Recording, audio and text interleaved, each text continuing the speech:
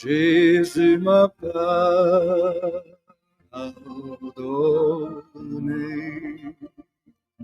Avec gloire, amour, bonheur et vie, Jésus m'a tout donné.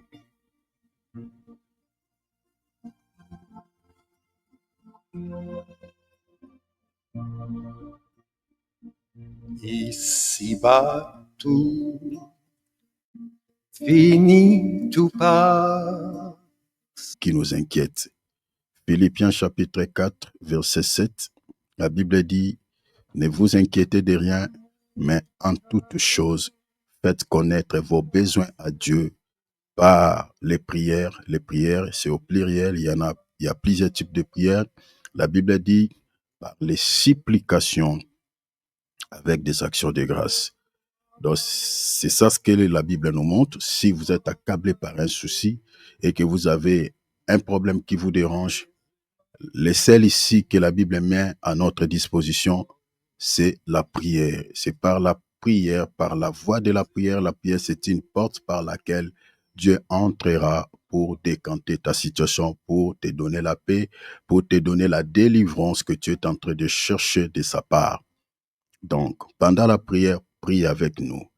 La distance n'existe pas. Même si nous ne sommes pas réunis dans un même lieu, depuis l'endroit où tu te retrouves, le Seigneur peut te rendre visite si tu as la foi. Parce que tout ce que Dieu te demande, la foi. Parce qu'il est écrit, sans la foi, impossible d'être agréable à Dieu. Donc, et la foi, et le Seigneur ne manquera pas de te faire du bien. Donc, restez scotchés pendant la prière, priez avec nous. Pour ceux qui ne savent pas, ici, on fait plus des enseignements que les prédications. Donc, c'est-à-dire, on entre dans la profondeur de la parole, on creuse. L'objectif de ces programmes, c'est de sauver des vies, de sauver des âmes. Si tu n'as pas encore donné ta vie à Jésus-Christ, donc c'est le moment de le faire. Parce que la Bible dit, il est réservé aux hommes de mourir une seule fois, après quoi vient le jugement. Nous sommes jeunes, peut-être comme toi, tu es jeune aussi, soit tu es papa, je ne sais pas, tu es une mère. Donc, si tu n'as pas encore fait cette expérience dans votre vie, de croire en Christ, de croire en Jésus, d'accepter Jésus-Christ dans votre vie comme Seigneur et Sauveur, c'est le temps de le faire, c'est le moment de le faire. Parce qu'après la mort, c'est fini. Il n'y a aucune délivrance, la Bible dit dans Ecclésiaste 8:8, qui peut te délivrer de ces combats. Quand on meurt, tout ce qu'on fait comme prière, ça ne te sauvera pas si tu étais déjà parti en enfer. Voilà, la notion de purgatoire n'existe pas. Donc, tout ce qu'on dit à l'Église catholique, purgatoire, la prière des morts, c'est faux et archi-faux. Dans la Bible dit, il est réservé aux hommes de mourir une seule fois, après quoi vient le jugement. Donc, c'est quand tu es vivant que tu peux sauver ton âme de l'enfer. Et la grâce est là, le Seigneur te tend la main, et ce n'est pas un hasard que tu es connecté à ce programme. Donc, depuis les lieux où tu te retrouves, si tu ne sais pas quoi faire, tout ce que tu peux faire, c'est de pouvoir prier. Fais juste une courte prière, Seigneur, je m'abandonne entre tes saintes mains. Je donne ma vie à toi. Je suis un pécheur parce qu'il faut reconnaître tes péchés. Reconnaître tes péchés, reconnaître tes fautes et confesser tes péchés devant le Seigneur par la prière. Dis Seigneur, je suis un pécheur. Regarde ce que je fais. Regarde ma conduite. Regarde ma vie. Ma vie n'est pas propre. Ma vie n'est pas digne, Seigneur, d'être appelé ton fils. Je sais que tu étais mort à la croix pour moi, pour me sauver. Seigneur, je viens auprès de toi. Sauve ma vie, sauve mon âme de l'enfer. Je m'abandonne entre tes mains. Donne-moi la force de te suivre. Donne-moi la force, Seigneur, de pouvoir abandonner tous les péchés. Demande l'aide de Dieu. Demande le soutien de Dieu.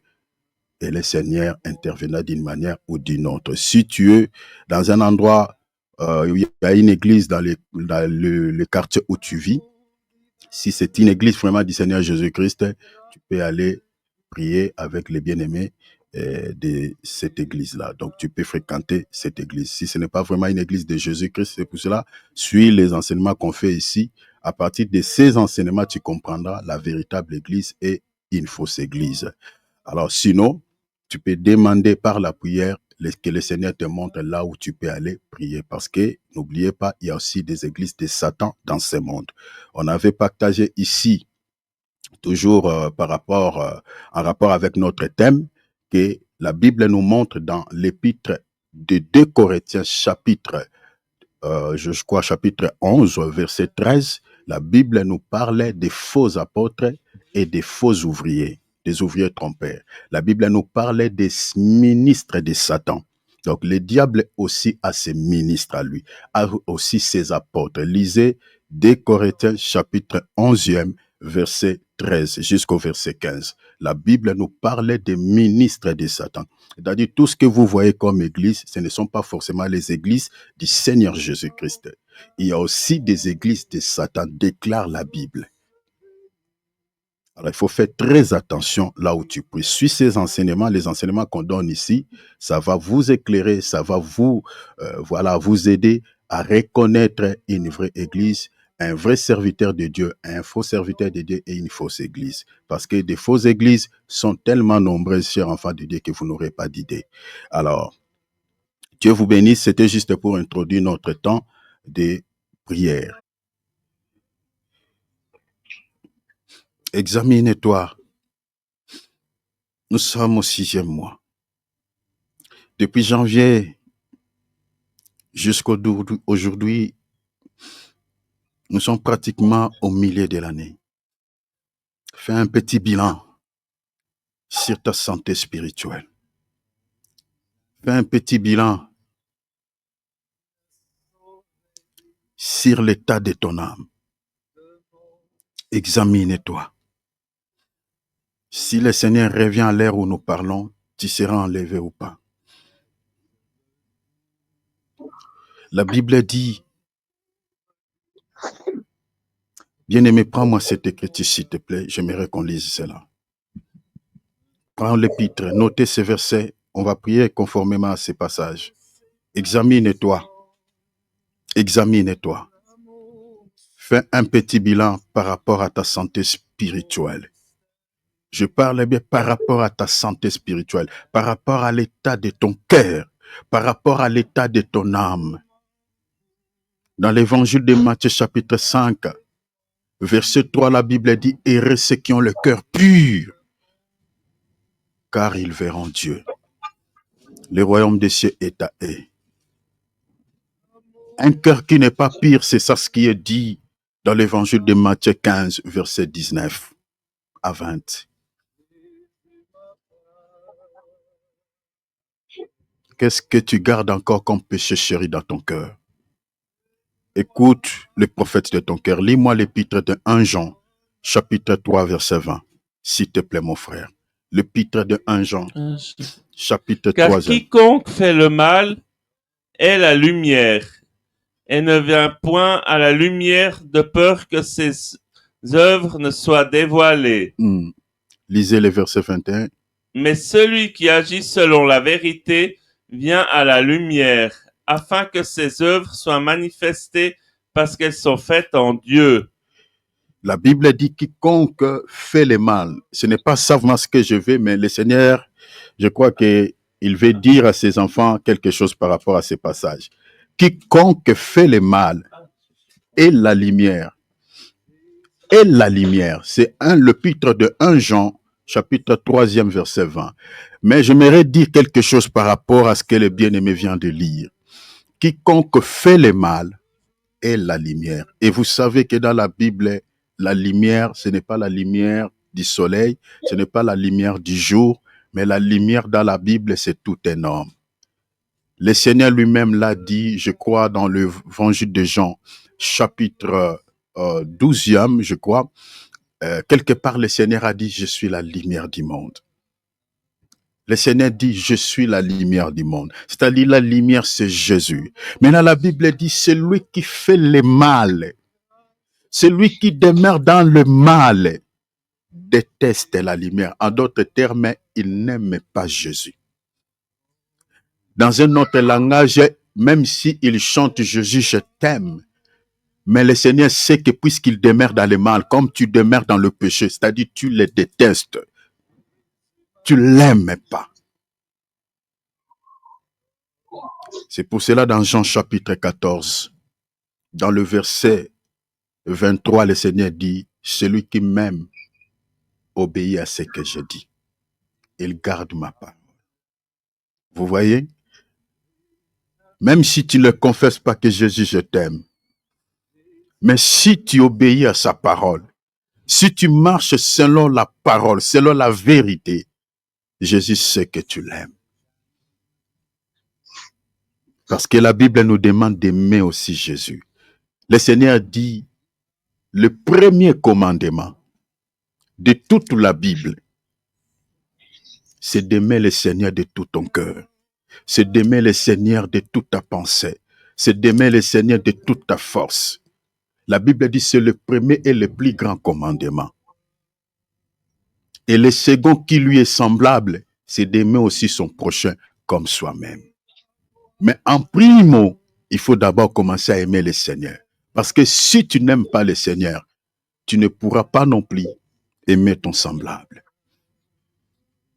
Si beaucoup de gens détestent leurs semblables, c'est parce qu'au départ, ils n'aiment pas Dieu. C'est impossible à une personne qui aime Dieu, c'est-à-dire celui qui obéit à la parole, celui qui marche dans la vérité, puisse habiter son cœur de la haine ou détester son prochain ou avoir de la haine contre son semblable. Mais lis-moi ce passage que je veux, mon frère, s'il te plaît. Cela nous permettra de bien prier. 1 Jean 3, 20. Lisez le verset 20, s'il te plaît, mon frère. Car si notre cœur nous condamne, Le texte dit, si notre cœur nous condamne, Dieu est plus grand que notre cœur et il connaît toutes choses. Vous voyez ici, on nous présente deux juges. Parce que celui qui est capable de condamner quelqu'un, c'est seulement le juge. Selon la Bible, selon la parole de Dieu, ou même selon le monde. Parce que c'est le juge qui condamne les gens. Parce que si tu fais le mal et que on t'amène dans le tribunal, si tu es coupable, les juges vont te condamner. Tu vas faire la prison. Mais ici, dans la spiritualité, la Bible présente le cœur de l'être humain comme tout un juge. Et on compare les cœurs. Le Seigneur se compare aussi à un juge. Donc ici, dans ce passage, nous avons deux juges. Nous avons le premier juge qui nous condamne, qui est notre cœur, et le deuxième juge qui est plus grand que nos cœurs, c'est le Seigneur. Et rappelez-vous, dans plusieurs passages de la Bible, le texte nous montre que Dieu est le juste juge et sa justice est équitée.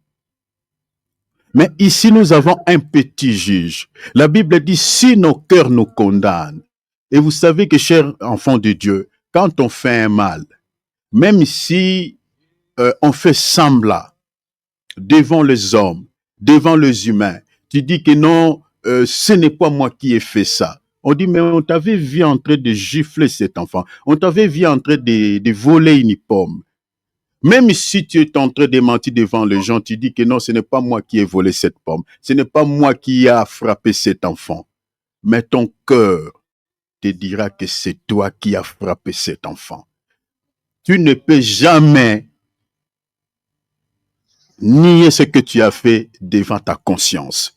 Tu ne peux jamais nier ce que tu as posé comme acte, mauvais acte, devant ton cœur. Tu peux mentir devant les humains. Tu peux être un hypocrite devant les hommes. Tu peux faire semblant d'être une bonne personne devant les hommes. Mais dans ta conscience, devant ton cœur, tu sais ce que tu es réellement. Comme aujourd'hui dans nos assemblées, nous avons plein des hypocrites qui viennent se réunir dans la prière avec nous. En dehors de l'église, ils sont autres personnes. Ils sont autres. On les connaît. Les gens qui les connaissent, ils savent qu'il est tel. Et dans leur propre conscience, ils savent ce qu'ils sont. Les sorciers sont des diacres dans nos assemblées. Il y a certains qui s'occupent de certaines tâches dans nos assemblées. Mais comme le Seigneur ne nous l'a pas révélé, on les considère comme nos bien-aimés. On les considère comme nos frères. On les considère comme nos sœurs. Mais dans leur propre conscience, ils savent qu'ils sont là dans l'église pas pour servir Dieu, mais pour servir le diable, pour combattre l'œuvre de Dieu. Dans leur cœur, ils savent, devant leur juge, ils ne peuvent nier ce qu'ils sont. La Bible dit, si vos cœurs vous condamnent,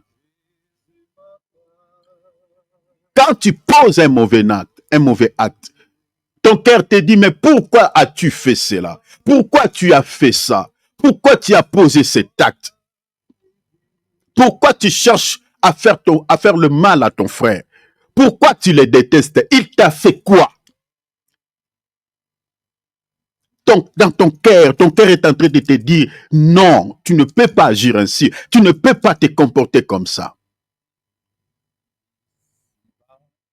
Ton cœur, la Bible dit, le cœur est un juge.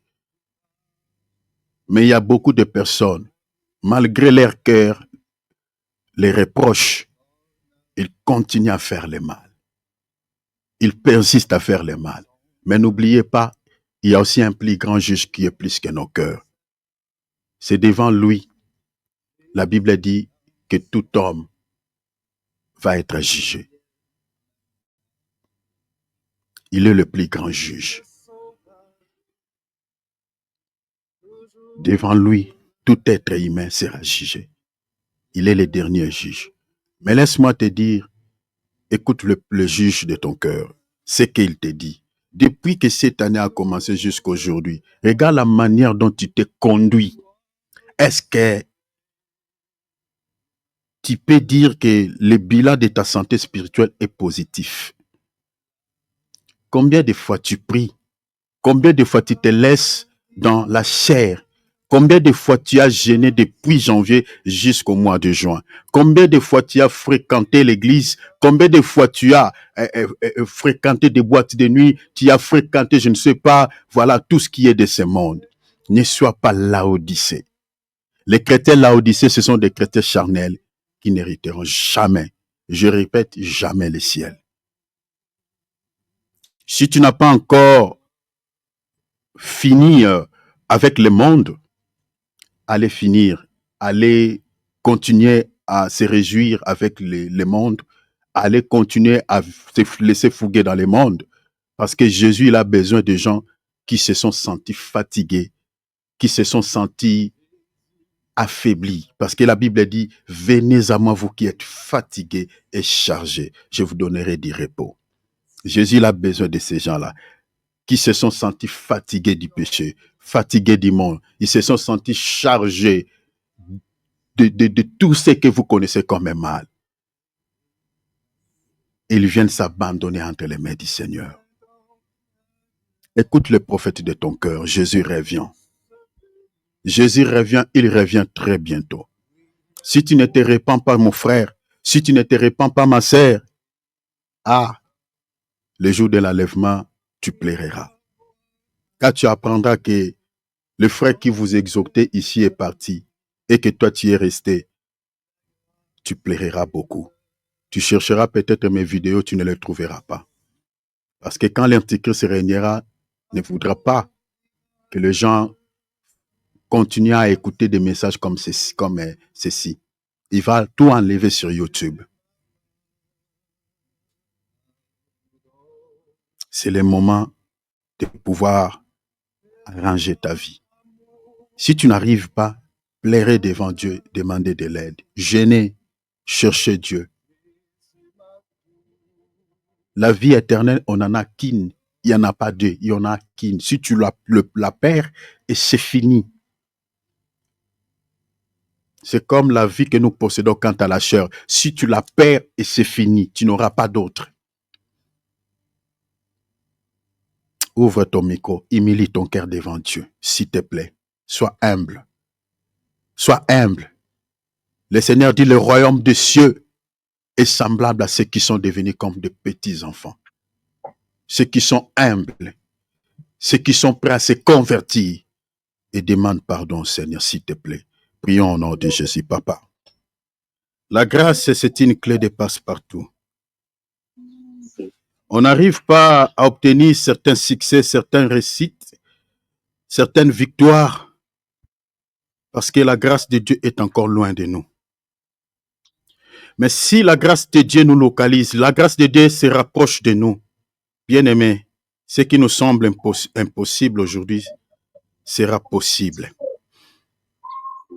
Parce que la grâce de Dieu, quand la grâce de Dieu intervient, on ne force rien. Parce que c'est la grâce qui fera tout pour toi. La grâce de Dieu peut ouvrir même les portes qui sont fermées devant toi. Toi-même, tu peux t'étonner, tu peux dire oui, je ne m'entendais pas, mais ça m'étonne. Il y a d'autres personnes qui ont essayé, mais qui n'ont pas abouti, mais toi, tu essayes et puis ça marche. C'est ça ce qu'on appelle grâce. Si tu trouves grâce aux yeux de Dieu, bien-aimé, rien ne te sera impossible. Je te dis la vérité. Si tu trouves grâce aux yeux de Dieu, je répète, rien ne te sera impossible. Prie le Seigneur en ce mois de juin, au mois de juillet, au mois d'août, au mois de septembre, au mois d'octobre, mois de novembre, mois de décembre, les 6 mois qui nous restent. Vraiment que ton cœur parle au Père. Demande, Seigneur, que ta grâce m'accompagne. Tu connais ce que tu attends de la part de Dieu. Tu as essayé plusieurs fois, ça n'a pas marché. Tu as essayé plusieurs fois, peut-être ça n'a pas abouti. Ou peut-être tu es en train de faire une démarche quelconque. Et tu as besoin de la grâce divine du Seigneur Jésus-Christ. Parce que Jésus a dit dans Jean 15, sans moi, vous ne pouvez rien. Mais la Bible dit, avec Dieu, nous ferons des exploits. Demande la grâce de Dieu t'accompagne. Dis, Seigneur, sans la grâce, il n'y aura que des échecs. Prions au nom de Jésus. Papa Christ, que nous avons ainsi prié, acclamons le roi des rois, donnons-lui gloire, alléluia, Amen, amen, amen. alléluia, alléluia, alléluia. Il est merveilleux, il est magnifique. Que le nom du Seigneur Jésus-Christ soit richement béni. Vraiment, Dieu bénisse votre présence tous. Vous qui êtes fidèles à ce programme, je sais que vous êtes dans un bon endroit parce que nous propageons la bonne parole ici, nous partageons la bonne parole. Dieu bénisse également tous les bien-aimés qui nous suivent au travers de nos différentes plateformes. Vous êtes sur Facebook, YouTube. Voilà, Dieu vous bénisse abondamment. Donc, prenons nos Bibles, prenons nos calepins. Voilà, nous sommes en train de partager sur ce nouveau numéro que nous avons débuté déjà il y a quelques jours, sur tout ce qu'il faut absolument savoir sur la véritable doctrine chrétienne ou sur la sainte doctrine et les fausses doctrines qui détournent les croyants du salut ou qui entraînent des âmes, les âmes en enfer. Donc c'est ça notre grand thème, c'est ça notre grand sujet. On aura des sous-thèmes, on partagera également sur les sous-thèmes, c'est-à-dire toutes les grandes lignes que je vous avais données ici, tous ces 23 grandes lignes, ça sera, chacune des grandes lignes, ça sera un sous-thème. Donc n'oubliez pas cela. Parce que quand on parlera sur, par exemple, la dîme, ça sera un sous-thème par rapport à notre grand thème. Quand on parlera sur le ministère de la femme, ça sera un sous-thème par rapport à notre grand thème. Donc, n'oubliez pas cela. Alors, d'entrée de jeu déjà, le but ultime de cet enseignement est d'aider les enfants de Dieu à mieux connaître la sainte doctrine étroitement liée à leur salut. C'est ça notre but ultime de cet enseignement. Parce que beaucoup des enfants de Dieu ne connaissent pas cette notion de la sainte doctrine. Et beaucoup, peut-être, c'est peut-être la toute première fois qu'ils entendent cela. Quand on parle de la sainte doctrine, c'est-à-dire on parlait des enseignements purs ou des pratiques, de bonnes pratiques ou de bonnes œuvres, en gros. Parce que la sainte doctrine ne se limite pas aux enseignements purs, mais la sainte doctrine, c'est aussi l'ensemble des pratiques qui accompagnent ce qu'on prêche, ce que nous déclarons de la part du Seigneur. Donc, toutes les pratiques que vous connaissez, tout ce qui se fait à l'église, la manière de prier, voilà, le repas du Seigneur, la fraction du pain, les baptêmes, donc tout ce que nous faisons dans nos assemblées comme pratique, doivent se conformer à la sainte doctrine, à la manière dont les apôtres ont fait. Si cela ne se conforme pas à la manière dont les apôtres ont fait, en tout cas, nous sommes écartés du droit chemin, nous sommes écartés des enseignements des apôtres, ou nous sommes écartés de la sainte doctrine. Parce que l'Église, selon la Bible, selon l'épître aux Éphésiens, chapitre 2, verset 20, est battue sur l'ensemble des enseignements purs des prophètes et des apôtres. Retenez ça, chers enfants de Dieu, n'oublie jamais cela. Donc quand je parle des églises, c'est-à-dire je parle des églises qui confessent Jésus-Christ comme leur Seigneur et leur Sauveur. Bien que parmi ces églises, il y a aussi des faux. C'est-à-dire toute église du Seigneur Jésus-Christ doit se conformer à la sainte doctrine, c'est-à-dire aux enseignements purs que les apôtres et les prophètes nous ont transmis. Un serviteur de Dieu authentique qui est mandaté par Dieu doit respecter la sainte doctrine, doit honorer la sainte doctrine, doit honorer les enseignements transmis par nos aïeux qui ne sont rien d'autre que les prophètes et les apôtres.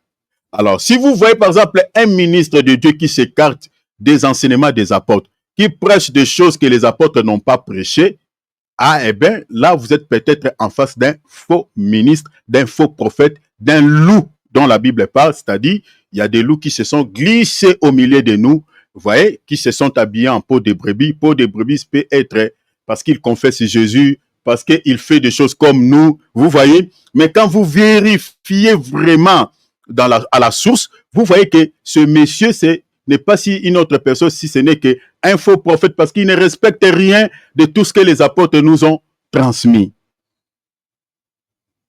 Il ne respecte rien. Alors, j'aimerais directement commencer là où je me suis arrêté. Notez ces versets. Je crois que ceux qui étaient là la fois passée, vous avez ce passage.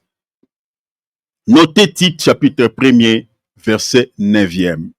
Je suis dans la traduction observale. Bien-aimé Philippe, soyez souple avec la lecture. Là où vous voyez que je prends la parole, je commence à interpréter. Allons comme ça.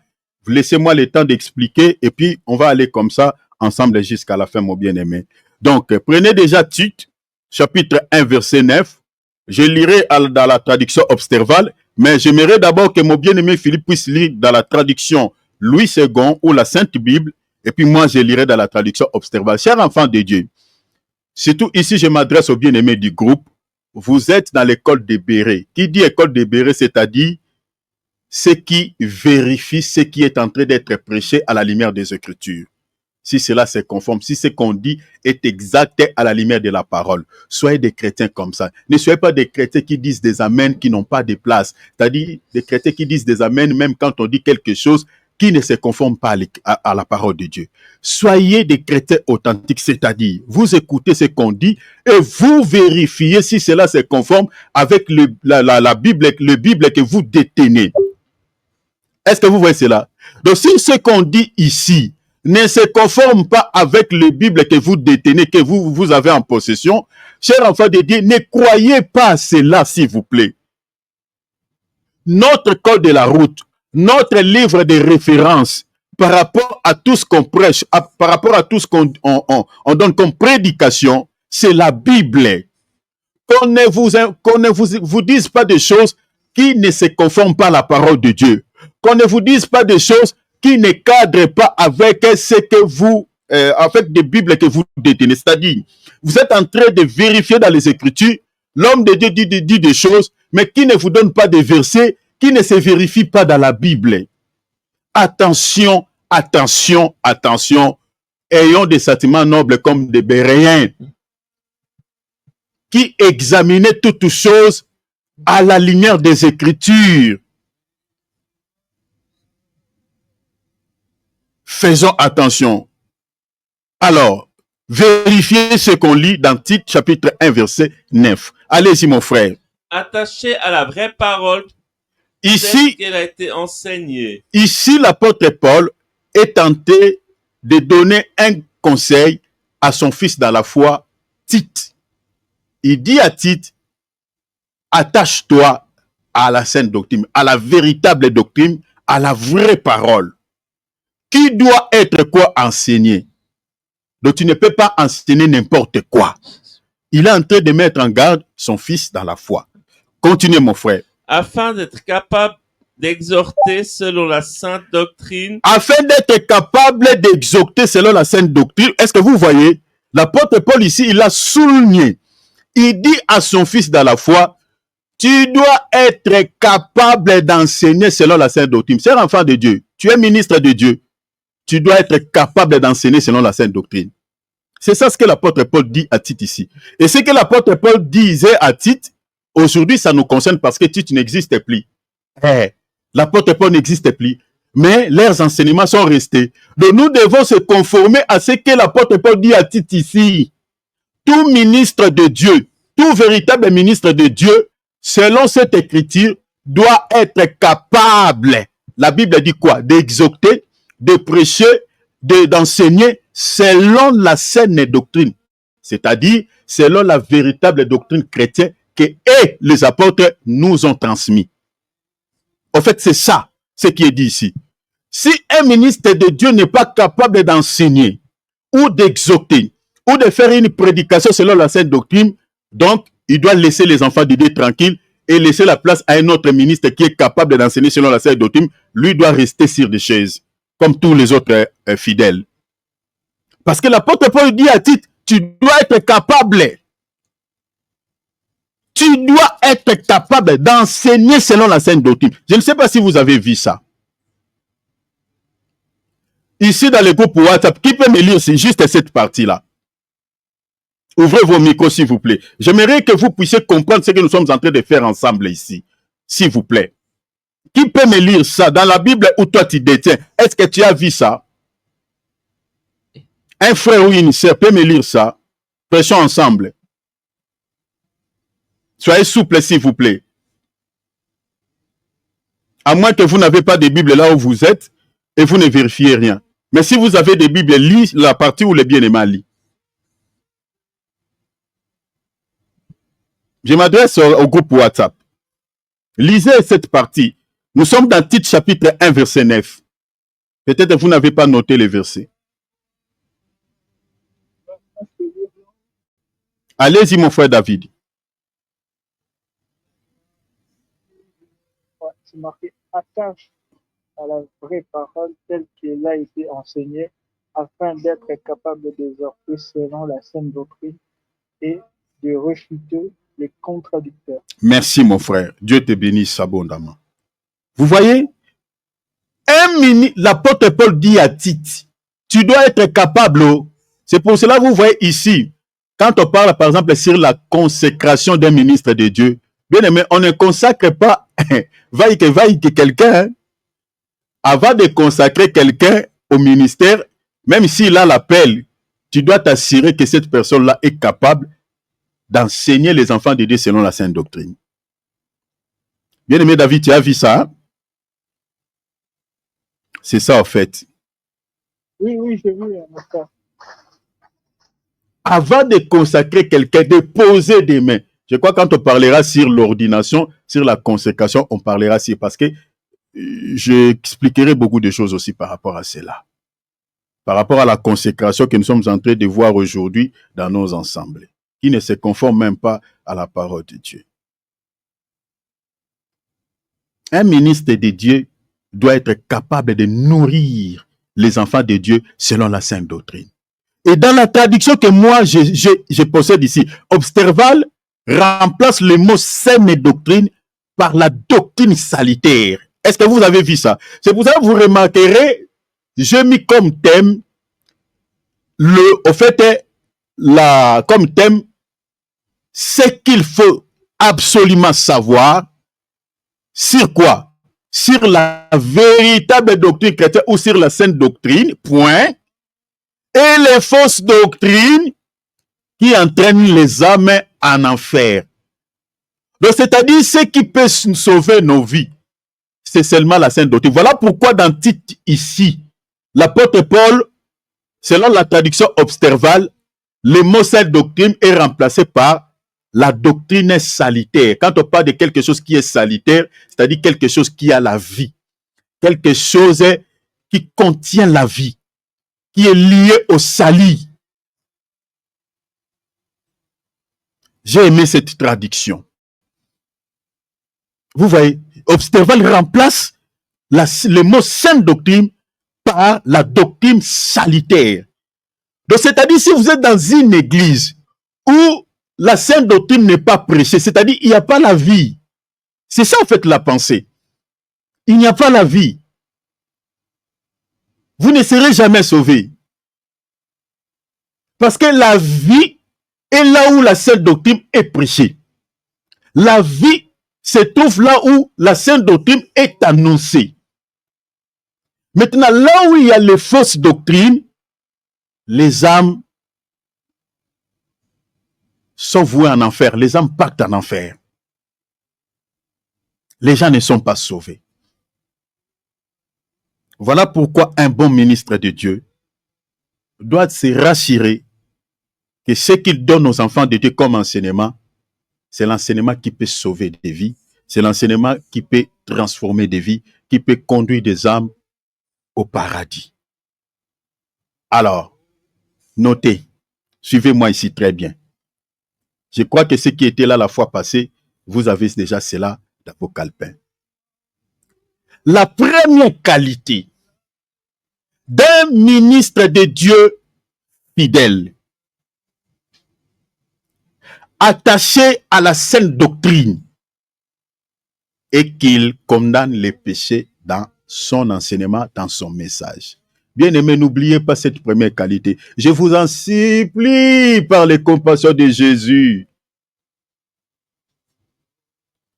Je vous en supplie par, je dis, comme Paul avait dit aux Romains, lorsqu'il prêchait à l'église de Rome, dans Romains 12, il dit, je vous exhorte par les compassions du Seigneur Jésus-Christ. Moi, je suis en train de vous en supplier par les compassions. Bien-aimés, n'oubliez pas cette première qualité pour reconnaître un ministre de Dieu authentique. Fidèle, attaché à la sainte doctrine. N'oubliez pas cette première qualité. Je répète, je dis la première qualité d'un ministre de Dieu authentique, fidèle, attaché à la sainte doctrine et qu'il condamne les péchés dans ses messages. Chers enfants de Dieu, c'est la première qualité pour reconnaître un vrai serviteur de Dieu qui est appelé à servir Dieu. C'est-à-dire dans ses prédications, dans son message, même dans son exhortation. C'est quelqu'un, même s'il parle d'autres choses, mais il condamne souvent les péchés dans ses messages. Il condamne souvent les péchés dans ses prédications. Il condamne souvent les péchés même dans ses exhortations. C'est un ministre de Dieu qui, au fait, c'est automatique. Il condamne les péchés. Parce que c'est lié au fait au ministère. Si vous remarquez un ministre de Dieu qui vous prêche la parole, qui n'a pas l'habitude de condamner les péchés, qui n'a pas l'habitude d'exposer les péchés dans ses prédications, bien aimé, c'est fort possible que cet homme de Dieu soit un faux prophète, soit un envoyé de Satan, un envoyé de Lucifer. Je reprends. J'ai dit, si vous voyez un serviteur de Dieu qui vous prêche la parole et qui n'a pas l'habitude de condamner les péchés dans ses messages, qui n'a pas l'habitude d'exposer les péchés dans ses messages, c'est fort possible qu'il soit un envoyé de Lucifer. Vous êtes en face d'un faux prophète. Je vous dis, à 90%, il peut être un faux prophète. Je dis bien, je pèse mes mots, je dis à 90%, il peut être un faux prophète. J'enlève seulement 10%. Je peux vous fournir plusieurs exemples dans la Bible. Vous savez, un ministre de Dieu n'est pas obligé de vous enseigner peut-être certains mystères que vous ne connaissez pas, 70 semaines de données. Il n'a pas besoin, il n'a pas besoin d'aller dans des zones de turbulence, vous prêchez dans la révélation. Même ici, il ne vous prêche qu'un seul message, il ne vous prêche que sur la sanctification. Il ne vous prêche que sur l'abandon du péché. Il ne vous prêche que sur la sainteté, sur la repentance. Bien aimé, c'est un vrai serviteur de Dieu. Si vous êtes en face d'un serviteur de Dieu qui ne vous prêche que l'abandon du péché, qui ne vous prêche que la sainteté, qui ne vous prêche que la repentance, bien aimé, c'est un vrai serviteur de Dieu. Il veut que vos âmes soient sauvées. Parce que la seule clé pour hériter le ciel, la seule clé, le seul visa, c'est la sainteté. Si on n'abandonne pas les péchés, bien aimé, nous sommes candidats en enfer. Oh. La Bible dit, sans la sanctification, personne ne verra Dieu. Que tu sois ministre ou pas, que tu sois fidèle ou quoi, ou pas, je ne sais pas que tu sois, qui que tu sois, qui que vous soyez. Si tu n'abandonnes pas le péché, tu iras en enfer. Tu iras en enfer. Le seul visa qui accordera tout chrétien ou tout croyant l'accès au paradis, c'est l'abandon du péché. Point barre. La Bible dit quoi? Tous son péché sont privés quoi? De la gloire de Dieu. Est-ce que vous voyez cela? Tous son péché sont privés de la gloire de Dieu. Romains chapitre 6, verset... Romains chapitre 3, verset 23.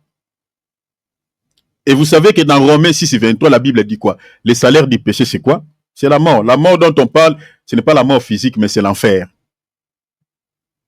Si les gens n'abandonnent pas les péchés, ils iront en enfer. Maintenant, si vous êtes en face d'un serviteur de Dieu qui vous prêche, lui n'est presque, il n'a pas besoin d'aller dans des révélations. Vous voyez comme nous, on aime faire ici. C'est bien que vous puissiez connaître aussi les mystères du royaume. C'est bien. Mais si vous êtes en face d'un serviteur de Dieu qui ne vous prêche qu'un évangile sur la repentance, il ne vous prêche que sur la sainteté, bien aimé, c'est la bonne qualité d'un vrai ministre de Dieu. C'est que ce monsieur-là, il est envoyé par Dieu. Parce que Jean-Baptiste, il avait quel message? Jean-Baptiste n'avait qu'un seul message. Matthieu chapitre 3, verset 3. Repentez-vous car le royaume des cieux est proche. C'est ça. Vous ne trouverez nulle part où Jean-Baptiste, il prêchait sur la révélation ou sur les prophéties. Non. Jean-Baptiste n'avait qu'un seul message. Repentez-vous car le royaume des cieux est proche. Donc, le royaume des cieux est lié à la repentance. Si les gens n'abandonnent pas leur péché, si les gens n'abandonnent pas leur mauvais comportement, si les gens n'abandonnent pas leurs mauvaises habitudes, les gens ne se repentent pas, la porte du ciel est fermée. C'est-à-dire, si vous voulez entrer au ciel, il faut se repentir. Le royaume des cieux est lié à la repentance. Mais maintenant, si vous avez un serviteur de Dieu comme Jean-Baptiste, il ne vous prêche que la repentance. Il ne vous prêche que l'abandon du péché. Il ne vous prêche que la sainteté. Bien aimé, c'est un bon serviteur. C'est un bon serviteur. C'est la bonne qualité pour reconnaître déjà un vrai serviteur de Dieu.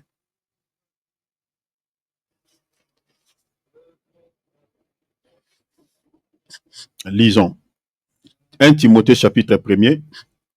Versets 3 à 4, on lira également 9 à 10. On va sauter. Vous pouvez lire tout à partir du verset 1er jusqu'au verset 10. Mais nous, on va sauter. 1 Timothée chapitre 1er, verset 3 à 4. On lira également 9 et 10.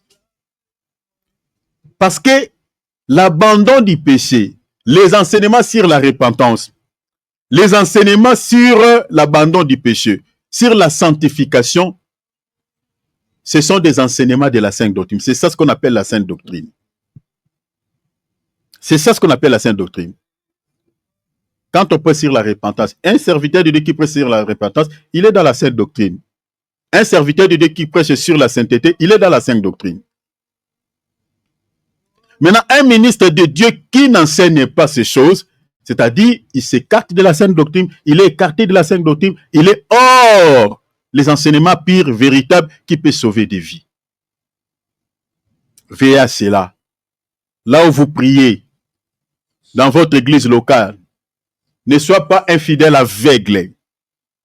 Ah oui, ça fait déjà 20 ans que je suis là-bas. Ce n'est pas question de temps que tu as fait dans cette assemblée-là.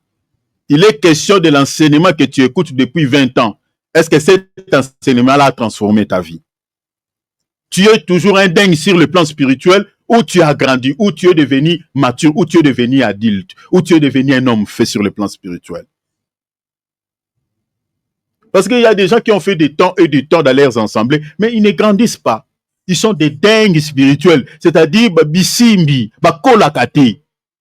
Habitude azala na yango ya mabe, tilelo azala nango kaka. Le mauvais comportement qu'il avait depuis la nuit des temps, il continue toujours dans ces mauvais comportements. Oh non, nous sommes des piliers de cette église. Ce n'est pas question que tu étais là quand cette église avait commencé. Mais le problème, c'est que depuis tout ce temps que tu as fait dans cette église, est-ce que tu es devenu un homme fait? Si Dieu te regarde comme ça, Dieu peut frapper le thorax et dire, en tout cas, bravo mon fils, bravo ma fille. Maintenant, si vous êtes dans une église où on vous prêche un enseignement qui ne se conforme pas à l'ancienne doctrine, bien aimé, eh bien, tu ne grandiras pas.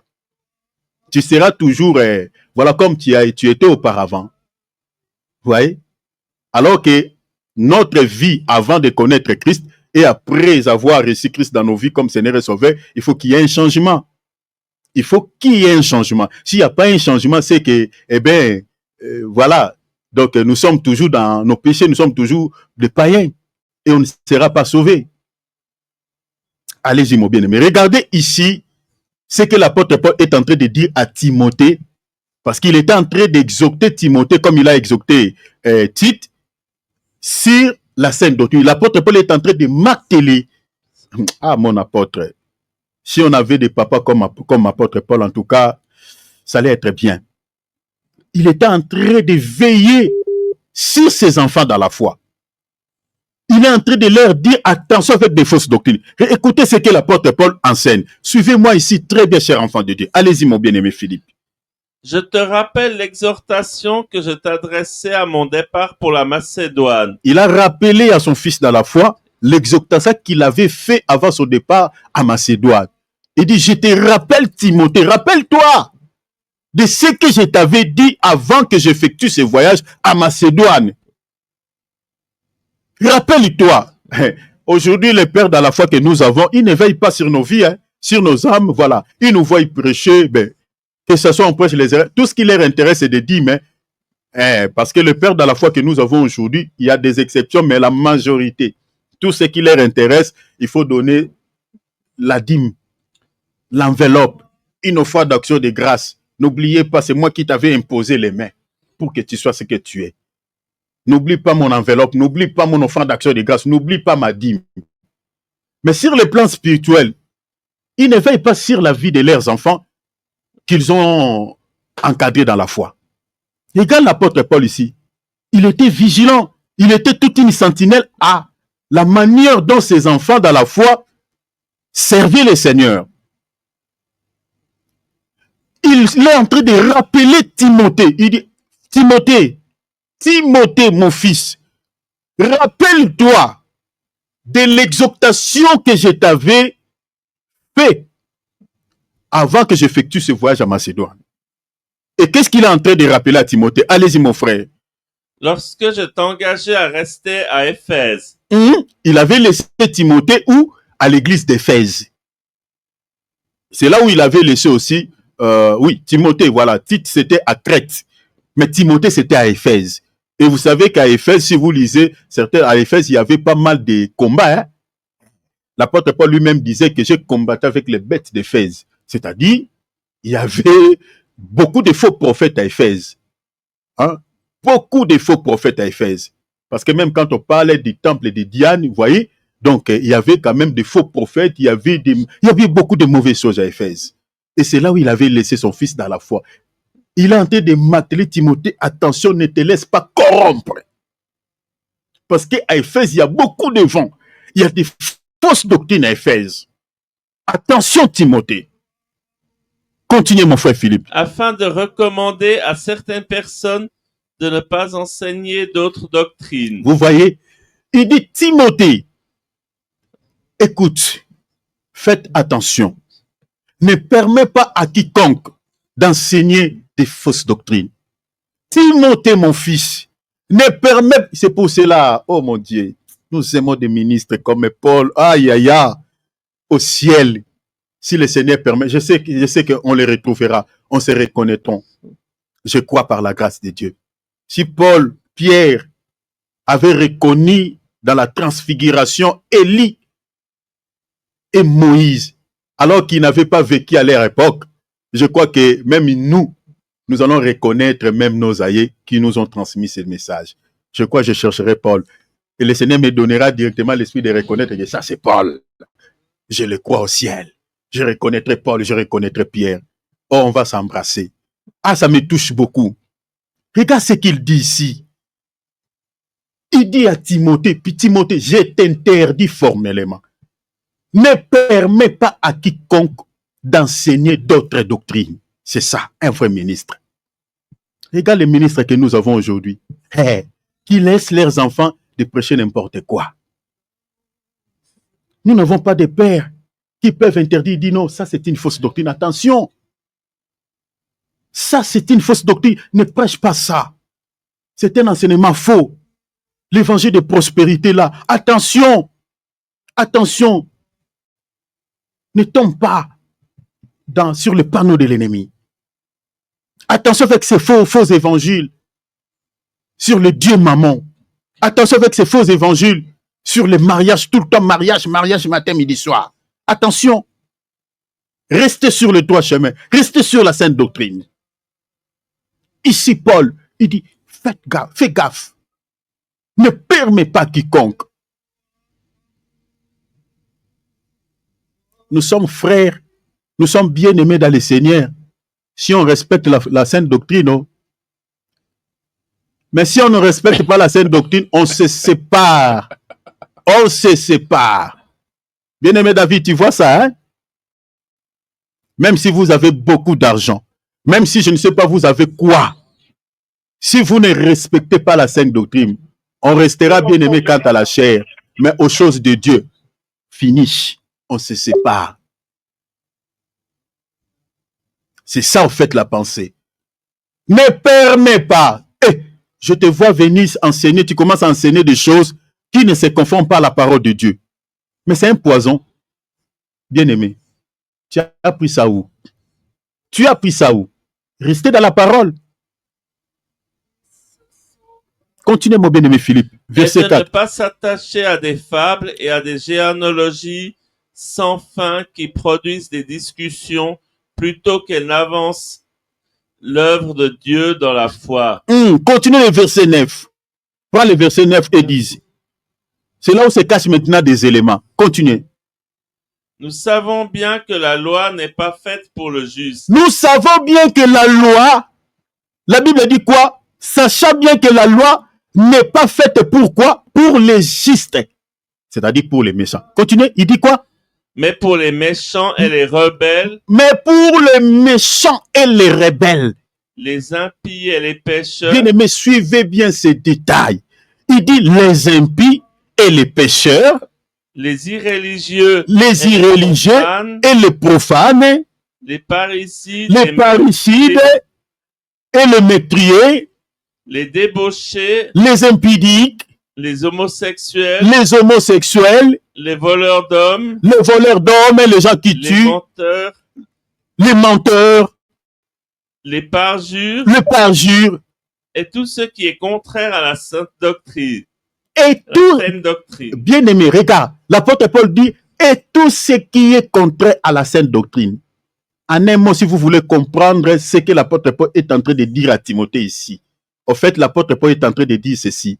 C'est-à-dire, tous les péchés que je viens d'énumérer, tous les péchés que je viens de citer, l'homosexualité, l'impudicité, le parjure, vous comprenez? Donc, les voleurs d'hommes, les tueurs, les meurtriers, il a parlé de tous ces péchés qu'il vient de dire. L'apôtre Paul dit, ce sont des choses qui sont contraires à la saine doctrine. Ce sont des choses qui sont contraires à la sainte doctrine. Cela veut dire quoi? C'est-à-dire, quand on expose les péchés, quand on condamne les péchés, on est dans la saine doctrine. Mais quand on ne condamne pas les péchés, quand on laisse les enfants de Dieu venir prier à l'église comme des prostituées, quand on laisse les enfants de Dieu se maquiller comme ils veulent, quand on laisse les enfants de Dieu s'habiller comme ils veulent, quand on laisse les enfants de Dieu dans certains péchés comme on constate aujourd'hui dans certaines églises, eh bien, nous sommes écartés de la sainte doctrine. Et c'est ça, en fait, ce que l'apôtre Paul dit à Timothée ici. Dans toutes les églises où les enfants de Dieu s'habillent mal, surtout ici, je parle à nos sœurs, qui s'habillent presque à moitié nus.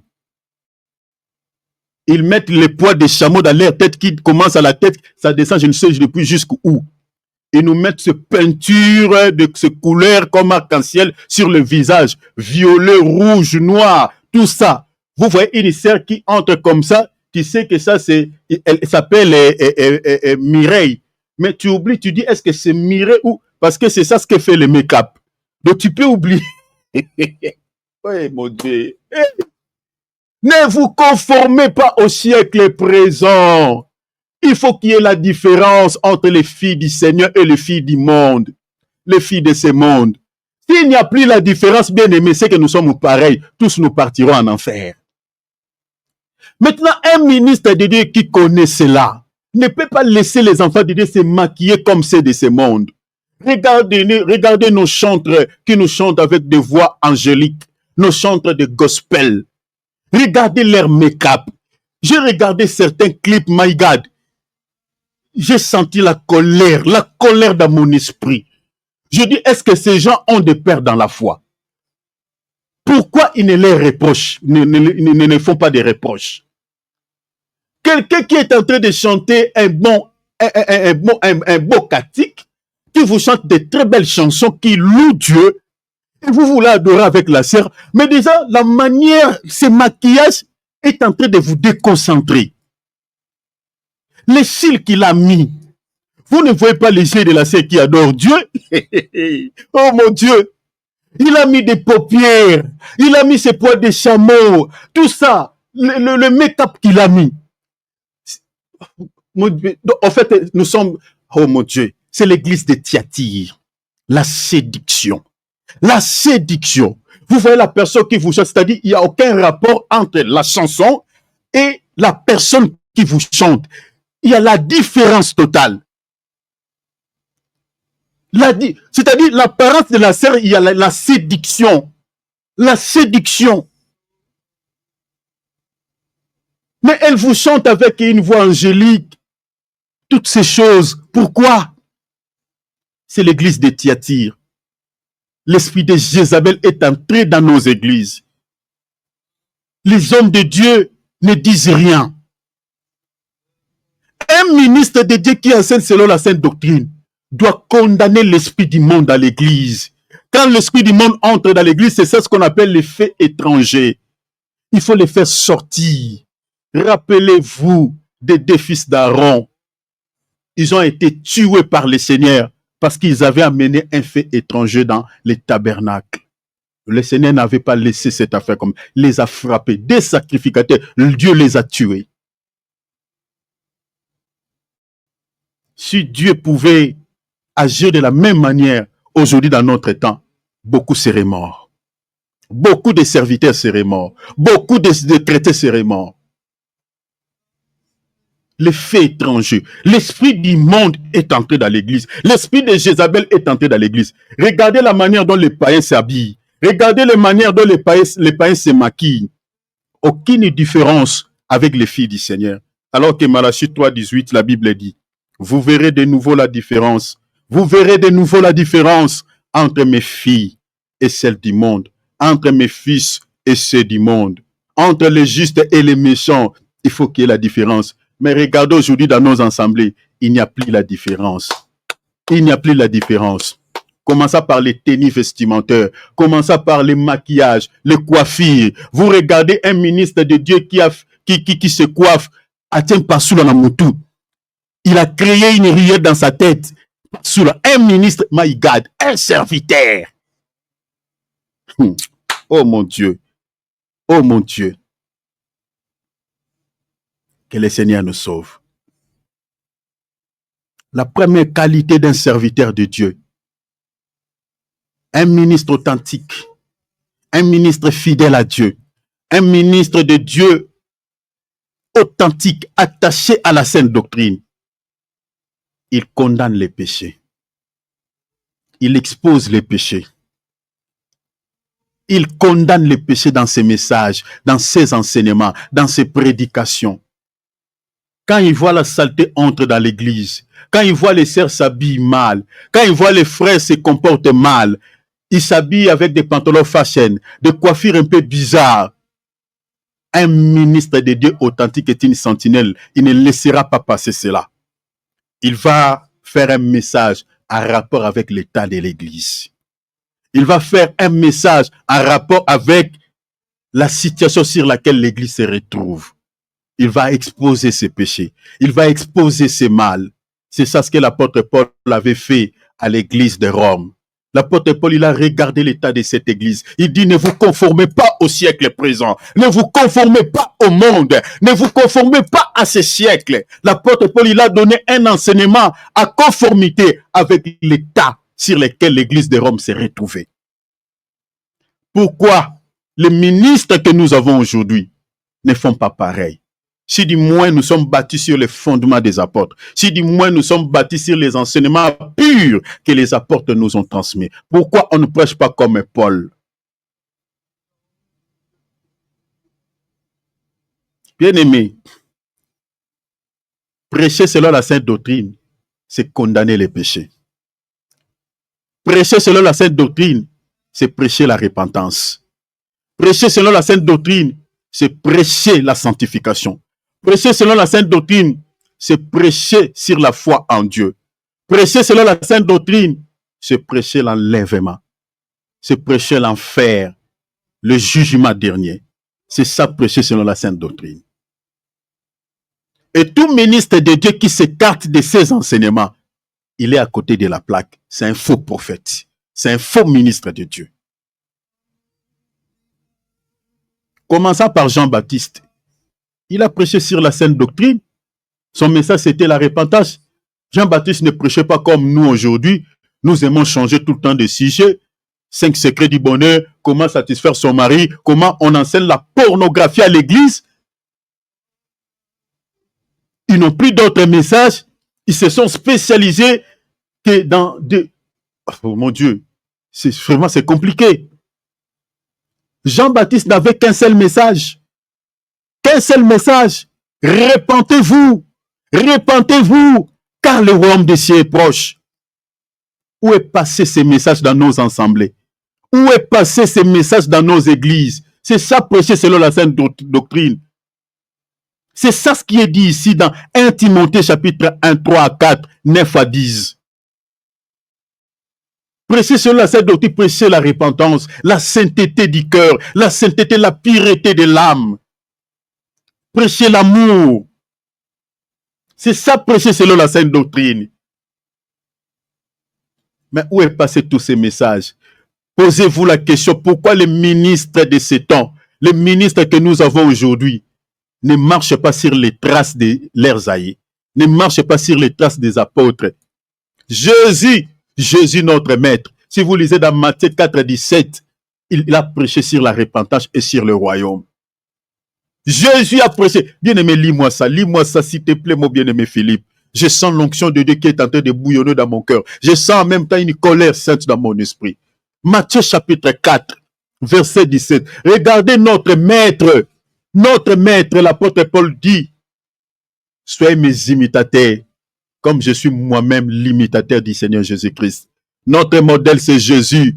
Dans 1 Corinthiens chapitre 3, verset 10, l'apôtre Paul dit, j'ai déjà jeté les fondements. Et les fondements dont l'apôtre Paul parlait, il dit personne d'autre ne peut poser un autre, à savoir Jésus-Christ, point barre. Il dit le fondement de l'église, c'est Jésus. Le fondement de tout enseignement, c'est Jésus. Le fondement de la sainte doctrine, c'est Jésus. Le fondement de toute prédication, c'est Jésus. Si dans une prédication, on ne voit pas Jésus depuis le début jusqu'à la fin, Bien-aimé, c'est une fausse doctrine. C'est un faux enseignement. Et celui qui l'annonce, c'est un faux prophète. Il faut récupérer un tel enseignement, jeter ça dans la poubelle. Jésus est le fondement de tout enseignement, de toute exhortation, de toute prédication. Et prêcher Jésus, c'est honorer les enseignements transmis par ses ministres, par ses apôtres. Ce sont eux qui nous ont légué les enseignements que nous prêchons aujourd'hui. Et regardez la manière dont notre maître lui-même enseignait pour sauver des vies, pour sauver des âmes. Parce qu'il disait souvent dans ses messages, il dit, je suis venu chercher les pécheurs, chercher ceux qui sont malades. Il était à la recherche de ceux qui sont dans les péchés. Il était à la recherche de sauver des vies, de donner la vie, au fait de chercher les gens qui sont dans le mal. Accorder la vie à toutes ces personnes. Et regardez la manière dont notre maître, le fondement de l'église, Jésus, regardez la manière dont lui-même prêchait la parole. Bien-aimé, lis-moi s'il te plaît, mon cher frère. Dès ce moment, Jésus commença à prêcher et à dire. On ne dit pas apôtre. Jésus commença à prêcher. Il était en train de prêcher. Le premier prédicateur, le grand prédicateur de tous les prédicateurs que nous connaissons dans ce monde. Notre modèle, le Seigneur Jésus-Christ. La Bible dit, lorsqu'il a commencé à prêcher, il disait quoi? Repentez-vous car le royaume des cieux est proche. Repentez-vous car le royaume des cieux est proche. Posez-vous la question.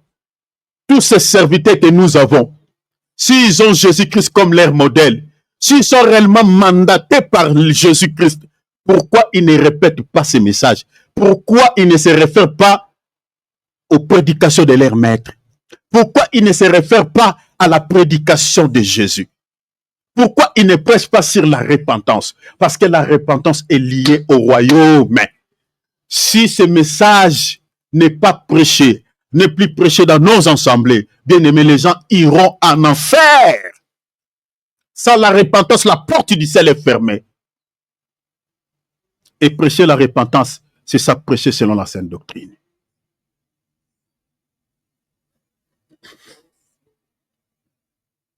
La première qualité d'un ministre authentique, il condamne les péchés. Un serviteur de Dieu qui est attaché à la sainte doctrine, il ne caresse pas les péchés. Il condamne les péchés. Il expose les péchés dans ses prédications. Et si vous remarquez un serviteur de Dieu qui n'a pas cette habitude, bien aimés, faisons attention. Je vous donne deux témoins. Regardez la manière dont les apôtres, je prends encore les exemples des deux apôtres. Prenons Jacques chapitre 4, versets 8 à 10. Prenons seulement parce que je vais toucher la deuxième partie et puis je vais clôturer par là. Prenons Jacques, plutôt Galates chapitre 5, versets 19 à 21. Prenons seulement Galates. Parce que je vais toucher directement la deuxième partie, la deuxième qualité. Galates chapitre 5, 19 à 21. Notez Galates. Je gagne le temps. Je vais parler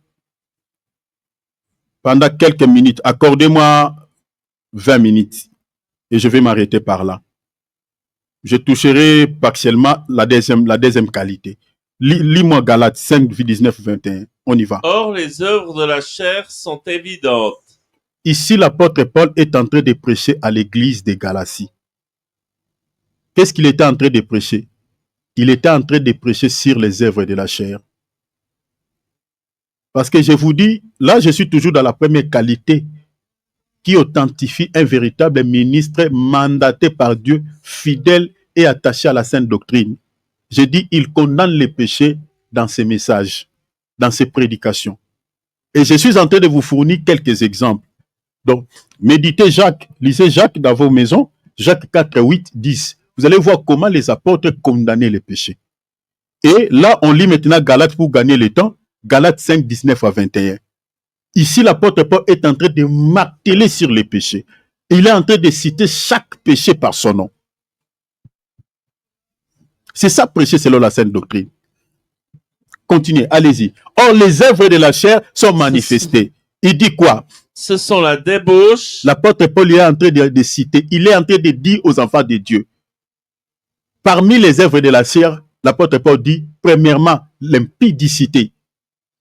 Continuez. l'impureté, L'impureté, le dérèglement, le dérèglement, l'idolâtrie, l'idolâtrie. L'idolâtrie ici, ce n'est pas seulement prier Marie, ce n'est pas seulement prier avec des chapelets, mais l'idolâtrie peut être aussi quelque chose qui a pris la place de Dieu dans votre vie. Avant, tu donnais un temps au Seigneur, mais depuis que tu es marié, tu ne pries plus comme avant, tu ne jeûnes plus comme avant. C'est-à-dire, c'est ton mariage qui a pris toutes les places même que tu donnais à Dieu.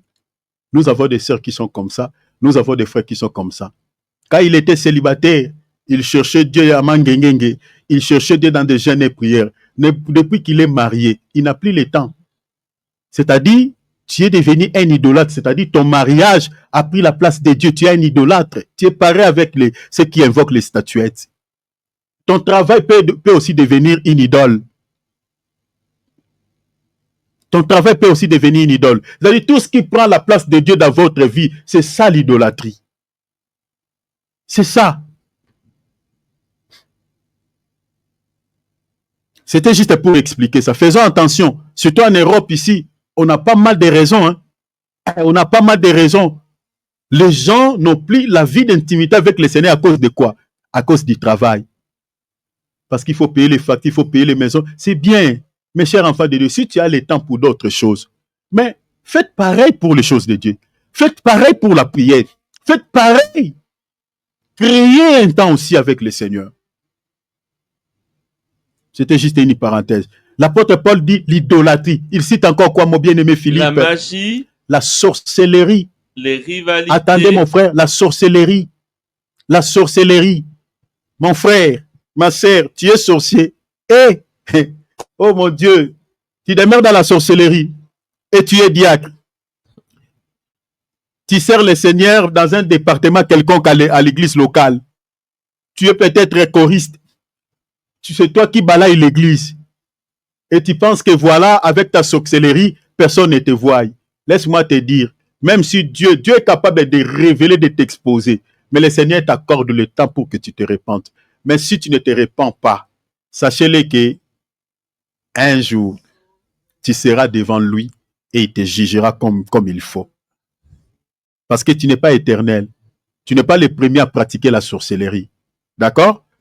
Il y a des sorciers avant toi. Mais où sont-ils passés? Ils sont morts. Et tu sais, ils sont où? Ils sont où? Luc 16, 19. Tu comprendras là où se trouvent certains sorciers comme toi. Abandonne la sorcellerie. Abandonne la sorcellerie. Abandonne la magie noire. Abandonne la magie blanche. Abandonne l'occultisme. Ça te mènera nulle part. Avec ce petit pouvoir, tu es en train de nuire à la vie des gens. Tu es en train de détruire des milliers de vies. Le Seigneur te détruira comme il faut. Et c'est très bientôt au nom de Jésus si tu ne te répands pas. L'apôtre Paul ici, il était en train de parler sur la sorcellerie à l'église de Galatie. C'est comme aujourd'hui dans nos assemblées. Nous avons même des soi-disant serviteurs de Dieu qui ont touché à la magie, qui ont touché à la sorcellerie pour réaliser les miracles. Cher ministre, tu es en train de passer ton temps. Vous avez l'habitude d'aller souvent en Israël pour aller récupérer la Kabbale. Là-bas aussi, la guerre s'éclate. Allez-y encore. Allez-y. La sorcellerie. Tu es dans la sorcellerie. Répands-toi. Nous sommes là. On va garder les secrets. S'il faut confesser, confesser. On ne va pas t'exposer. Confesse. Et suis ce qu'on va te dire pour que tu sois sauvé. La magie, la sorcellerie. L'apôtre Paul cite encore les rivalités. Tu aimes se rivaliser avec les autres. Les rivalités inutiles. Toutes ces choses-là, c'est contre la sainte doctrine. Un enfant de Dieu qui est dans la sainte doctrine, il n'est pas dans la rivalité. Il n'est pas dans ça. Il n'est pas dans ça. Continuez, mon bien-aimé. Les querelles, Les querelles. Partout où tu vis, tu aimes toujours vivre en querelle avec les gens. Des tensions. Cherchez la paix avec les gens. Vivez en paix avec les gens. Pourquoi tout le temps des querelles? Pourquoi tu veux tout le temps avoir raison? Même si tu as raison, des fois, accepte le tort. Accepte pour créer pour vivre en paix avec les autres. Dis, ok, pas de problème, d'accord, j'accepte. Accepte. Des querelles. Continuez, mon frère. les jalousies, Jalousie. les Si animosités, tu as ces cœurs-là, tu jalouses les gens. Tu as ces mauvais cœurs. Répands-toi, oh. Répands-toi, oh. Répands-toi.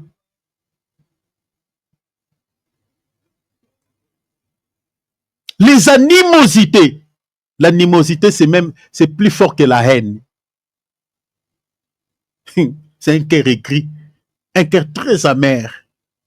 Continuez, mon frère. les disputes, Les disputes. les divisions, Les divisions. les sectes, Les sectes. l'envie, L'envie. l'ivrognerie, Les ivrognes. les excès de table Excès de table. et les choses semblables. La liste est non exhaustive. Les choses semblables, c'est-à-dire ce que l'apôtre Paul n'a pas cité. Parce que s'il citait tous les péchés, on n'allait pas avoir une place pour mettre cela. Sinon, la Bible serait difficile pour les transporter. L'apôtre Paul, il a cité ici, il dit la liste est non exhaustive. C'est-à-dire la cigarette. Parce qu'il y a certaines personnes qui disent, dans la Bible, il n'y a nulle part, on fait mention de la cigarette. La cigarette n'est pas mauvaise, donc c'est-à-dire, parce qu'il y a des pasteurs noirs, hein. Ah, que Dieu nous sauve. Nous avons des soi-disant ministres de Dieu, mais qui sont des fumeurs de chanvre. Hey, on dit, oh, les noix, ce n'est pas un péché, et toi, tu ne manges pas les légumes. Tu sais que les noix, c'est les légumes. Il y a des gens qui ont des théories comme ça, ils andunda, tout ça, ballon en le quoi tembele. Donc, ngala melango, ce qu'on a nenga miling. Papa, que Dieu nous sauve. La Bible dit, celui qui détruit ses temples, Dieu les détruira. Vous comprenez? Parce que la cigarette que tu utilises, que ce soit le chanvre là, ça détruit tes poumons. Vous comprenez? Ça détruit les temples du Saint-Esprit. Et si tu détruis les temples, la Bible dit Dieu te détruira. C'est-à-dire tout celui qui est en train de détruire le temple de Dieu, il commet un péché. La cigarette, la polygamie. Il y a tant d'autres péchés que l'apôtre Paul n'a pas cités. Maintenant, à la fin, il a dit quoi, mon bien-aimé Philippe? Lis-moi les détails, s'il te plaît, mon frère. Bien-aimé, écoute. Ma sœur, ouvre grandement ton oreille. Mon frère, ouvre grandement ton oreille. Écoutez à la fin, après avoir cité tous ces péchés, il dit que je n'ai pas fini. Tout ce que vous connaissez comme péché, la liste est non exhaustive. Mais à la fin, il dit quoi à l'église de Galatie? Parce continuez, il dit quoi? Je vous dis d'avance, comme je l'ai déjà dit. Ce n'est pas la première fois que l'apôtre Paul il avait donné cet enseignement. Est-ce que vous... Attendez, mon bien-aimé, je vais commenter un tout petit peu. Ce n'est pas la première fois. Il dit, je vous dis d'avance comme je l'avais déjà fait. Donc, vous comprenez que les apôtres avaient l'habitude de prêcher aux enfants de Dieu sur l'abandon du péché. Il m'attelait sur les péchés. C'est ça ce qu'il dit ici. Il dit, je vous dis d'avance, comme je l'ai déjà dit. Donc, ils avaient l'habitude de répéter cela aux enfants de Dieu. Abandonner les péchés, la sainteté, la réparation. Lisez par exemple Actes. Ici, nous sommes dans Galates. Mais lisez Actes, par exemple, chapitre 20, verset 20. Là, il parle sur la repentance envers Dieu. Donc, c'était leurs enseignements. C'est pour ça que je vous dis, chers enfants de Dieu, vous n'avez pas à vous poser 2, 3, 4 questions quand vous êtes en face d'un serviteur de Dieu pour savoir s'il est faux ou il est vrai. Bien aimé, pour savoir un serviteur de Dieu s'il est vrai ou il est faux, bien aimé, c'est par les messages, l'enseignement qu'il vous donne. S'il est un serviteur de Dieu qui ne vous prêche pas sur la repentance envers Dieu, sur l'abandon du péché, il ne condamne pas le péché dans ses enseignements. Bien aimé, je vous dis qu'à 90% qu'il soit faux. Qu'il soit faux. L'apôtre Paul dit, ce que je viens de vous enseigner ici, je vous avais déjà dit cela. Je répète encore. C'était comme ça les apôtres enseignaient. C'était comme ça. Je vous dis d'avance, comme je l'ai déjà dit, comme je l'avais déjà prêché. Continue mon cher frère s'il te plaît. Que ceux qui commettent de telles choses Ceux qui commettent tout ce que je viens d'énumérer ici, n'hériteront point le royaume de Dieu. l'apôtre Paul dit la porte du ciel est fermée sur leur tête. Ils iront en enfer. Mon frère, ma sœur, vous voyez tous les péchés que l'apôtre Paul a énumérés ici. Si tu es encore dans ça, la porte du ciel est fermée sur ta tête. Tu ne partiras pas les jours de l'enlèvement. Et si le Seigneur tarde à venir et que tu meurs, tout droit en enfer, tout droit en enfer, sans virage. Tu descendras à une grande vitesse comme l'homme riche. C'est ça en fait la vérité. Tout ce qu'il a dit là, la sorcellerie, les rivalités, toi tu aimes se rivaliser avec les autres. Pourquoi tu es dans ça? Toi tu es enfant de Dieu, pourquoi tu es dans ces choses? Tu considères même ceux qui ne te considèrent pas comme les rivales. Toi tu te rivalises avec tout le monde. Tu es dans la haine. Tu détestes les gens gratuitement. Tu es dans la jalousie. Tu es dans la sorcellerie. Tu es dans tout ça. Impudicité, tout. Si tu es dans ça, tu ne changes pas ton cœur. La porte, ce n'est pas moi qui dis, hein. Je ne répète que ce que mon apôtre m'a enseigné et il m'a dit de vous dire. La porte du ciel est fermée sur votre tête. C'est ça la vérité. Et posez-vous la question. Pourquoi les ministres d'aujourd'hui cassent cette vérité aux enfants de Dieu? Regardez la manière dont les enfants de Dieu s'habillent. Ça montre que beaucoup de jeunes filles du Seigneur Jésus-Christ n'ont pas encore abandonné l'impudicité. N'ont pas encore abandonné. Parce qu'une fille du Seigneur qui n'est pas dans l'impudicité, il n'a pas l'intérêt à exposer son corps, à exposer ses parties intimes. Il n'a pas ça dans son esprit. Il n'a pas ça. Mais toute jeune fille du Seigneur que vous voyez, qui s'expose presque à moitié nue, qui s'habille mal, c'est qu'il a l'esprit de l'impudicité. Il n'a pas encore abandonné ça. C'est clair. Et aujourd'hui, c'est rare de se marier avec une chrétienne qui est vierge. C'est rare. Et tout simplement pourquoi les hommes de Dieu ne préparent pas les enfants de Dieu, ne disent pas la vérité aux enfants de Dieu. Oh, nzamba talaka libanda nzamba talaka motema, venez tel que vous êtes. Nganaza arche de Noé, moi je suis arche de Noé, venez tel que vous êtes. Venez tel que vous êtes, il n'y a aucun problème.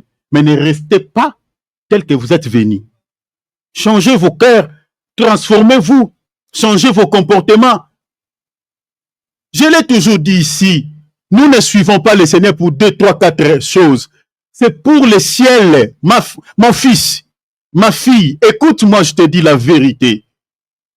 Nous ne suivons pas le Seigneur pour plusieurs choses. C'est pour le ciel. Et si vous voulez hériter le ciel, voilà ce que l'apôtre Paul dit. Il faut abandonner ses péchés. Il faut abandonner. Et si vous avez un bon père dans la foi, vous avez un bon ministre de Dieu envoyé par le Seigneur, il vous dira toutes ces vérités. Parce que la Bible dit, vous connaîtrez la vérité et la vérité vous affranchira. Retenez cette première qualité. Vous voyez ici, ça c'est l'apôtre qui prêche comme ça. C'est l'apôtre Paul. Et nous, aujourd'hui, nous sommes des ministres miniatures. Et ils sont des grands ministres. Les enseignements que nous donnons, ce sont eux qui nous ont transmis cela. Maintenant, un ministre de Dieu qui ne prêche pas la sainte doctrine, c'est-à-dire la manière dont les apôtres enseignaient ici, c'est un faux. C'est un faux. Ça, c'est la première qualité qui vous aidera à reconnaître un ministre de Dieu authentique. Il dénonce les péchés. Il condamne les péchés. S'il voit les enfants de Dieu, les jeunes filles du Seigneur Jésus-Christ s'habillent mal, Il ne va pas laisser cela comme ça.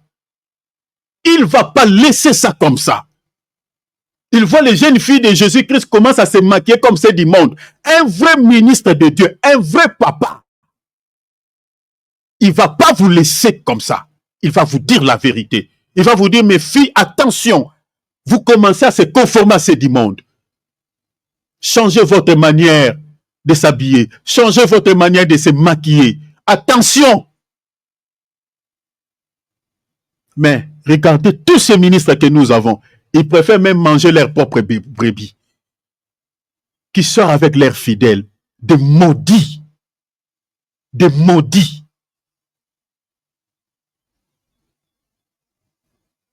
Mon frère, ma sœur, sois la sentinelle de ta vie. La Bible que tu détiens, il faut que tu la lises. Il faut que tu la médites et savoir ce que Dieu veut de toi. Le seul visa qui nous donne l'accès au ciel, c'est l'abandon du péché. C'est la repentance.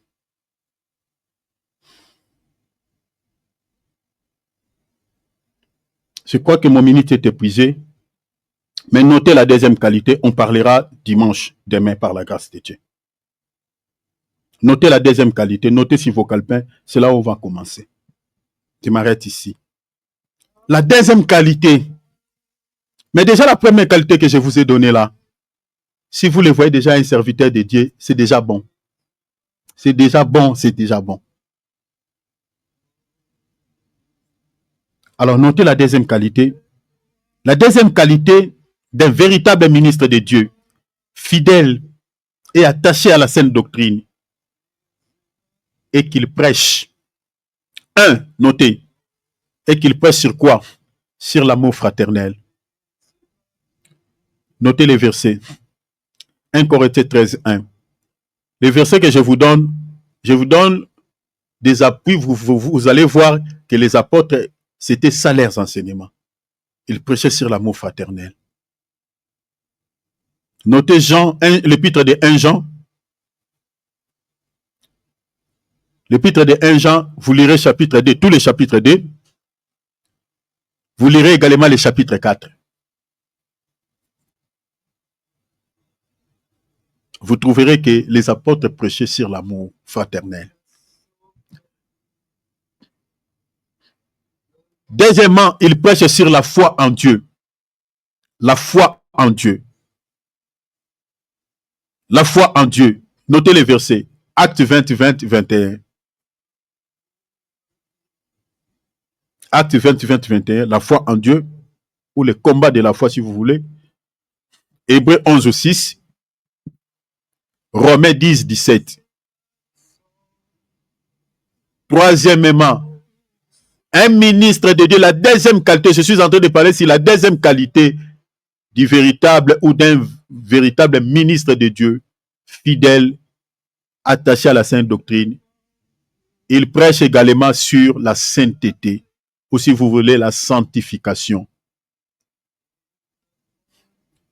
Selon l'épître de 1 Pierre, chapitre 1, 14 à 16. L'épître de 1 Pierre, chapitre 1er, verset 14 à 16.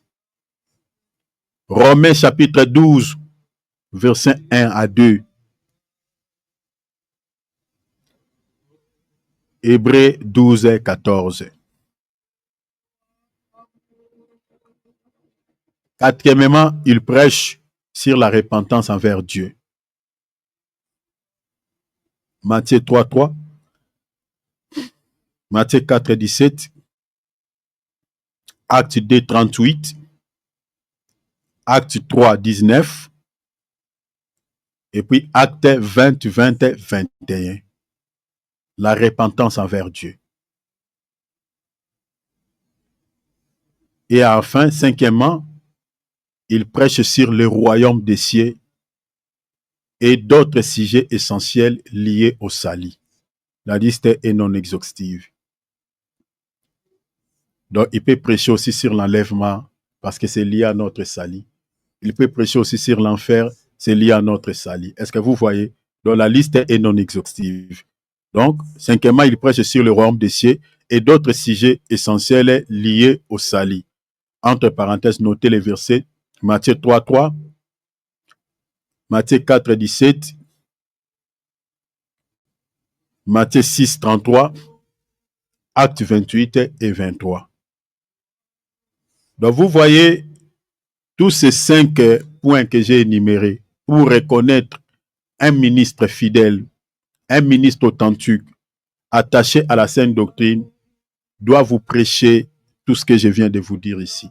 C'est-à-dire son message est lié au salut. Veillez à ça, je vous donnerai d'autres témoins ce dimanche. Veillez à cela. Et si un ministre de Dieu prêche tout ce qu'on vient de tout ce que je vous ai donné ici, c'est-à-dire il est dans la sainte doctrine. Donc, un ministre de Dieu qui prêche sur l'amour fraternel, un ministre de Dieu qui prêche sur la foi en Dieu ou le combat de la foi, un ministre de Dieu qui prêche sur la sanctification ou la sainteté, il prêche sur la repentance, le royaume des cieux et d'autres sujets essentiels liés par exemple au salut, comme l'enlèvement, voilà tout ça, les prophéties, tout ça sur les signes du temps de la fin, toutes ces choses-là. C'est un ministre authentique. C'est-à-dire tout ce qu'il prêche, il est dans la sainte doctrine. Mais si vous ne voyez pas tout ce qu'on vient de dire chez un ministre de Dieu, dans son message, vous ne voyez pas tout ce qu'on vient de dire, bien aimé, c'est un envoyé du diable. Ouvrons nos micros, nous allons prier. Demande à Dieu, s'il vous plaît, ouvrons nos micros, WhatsApp, prions le Seigneur. Demande à Dieu que le Seigneur puisse t'aider. À la manière dont tu as compris cet enseignement, à la manière dont Dieu t'a parlé, demande la grâce de Dieu. Je ne sais pas là où tu pries actuellement. Je ne sais pas l'église que tu fréquentes. Mais si le pasteur de cette église-là ne se confond pas à la sainte doctrine, cher enfant de Dieu, attention. Attention. Ne joue pas avec ton salut. Prie le Seigneur qu'il te montre là où tu peux prier, où on prêche la sainte doctrine. Demande à Dieu la Bible que tu détiens, que tu la lises. Parce que si tu as la connaissance de la parole de Dieu, tu ne peux pas être tombé entre les mains des faux prophètes. Tu ne peux pas être entraîné par les fausses doctrines. Demande aussi à Dieu qui te donne la connaissance de la parole. Quand tu lis la Bible, que tu la comprennes.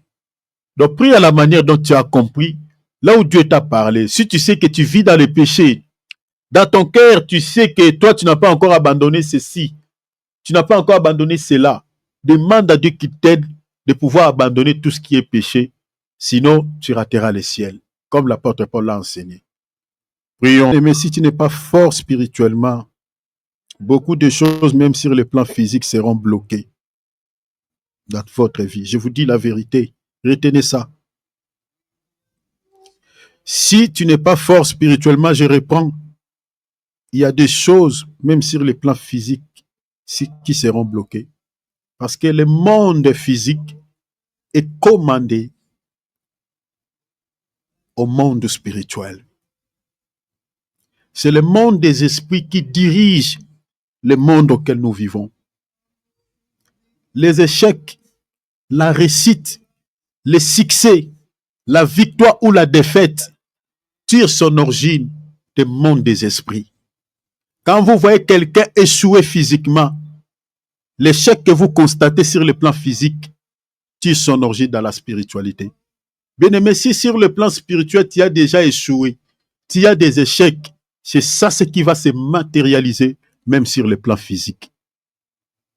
Si sur le plan spirituel, tu as déjà été vaincu par le diable, même physiquement, tu seras vaincu par les sorciers. Si tu veux être fort spirituellement, sois quelqu'un qui est fort dans la prière, sois quelqu'un qui sait faire des disciplines, qui peut se priver de la nourriture un temps pour s'évacuer à la prière. Sois quelqu'un qui marche dans la crainte de notre Seigneur. Parce que tel que nous sommes là, les esprits connaissent nos identités sur le plan spirituel. Si tu es faible spirituellement ou tu es fort, les démons sauront. Ils sauront. Voilà pourquoi tu dois être quelqu'un qui marche dans la crainte de Dieu. Tu dois être quelqu'un qui prie beaucoup, qui jeûne. pour que tu réussisses même sur le plan physique dans certains domaines. Alors prie. Si tu es dans le sommet spirituel, tu as du mal à jeûner, demande l'aide de Dieu. Seigneur, aide-moi à jeûner. Seigneur, aide-moi à faire même des 24 heures, de 6-18. Aide-moi à être fort dans des jeûnes et prières. Aide-moi, Seigneur, à être fort dans des disciplines. Seigneur, je veux être fort spirituellement. Demande à Dieu la vie des prières, qu'il te donne l'onction des prières. Et le péché chéri que tu n'arrives pas à abandonner, que le Saint-Esprit sème dans ton cœur la haine du mal, la haine de ces péchés. Tu sais, cher enfant de Dieu, dans ta vie, il y a des choses que tu as détestées. Regarde bien dans ta vie, il y a des choses que tu utilisais avant, aujourd'hui tu ne les utilises plus. Il y a des gens que tu côtoies, tu ne les côtoies plus. Il y a des choses que tu as détestées dans votre vie. Le Seigneur peut s'aimer dans ton cœur aussi la haine du mal. Tu peux détester aussi ce péché chéri. Alors prie le Seigneur. Demande cela à ton Dieu. Et remettons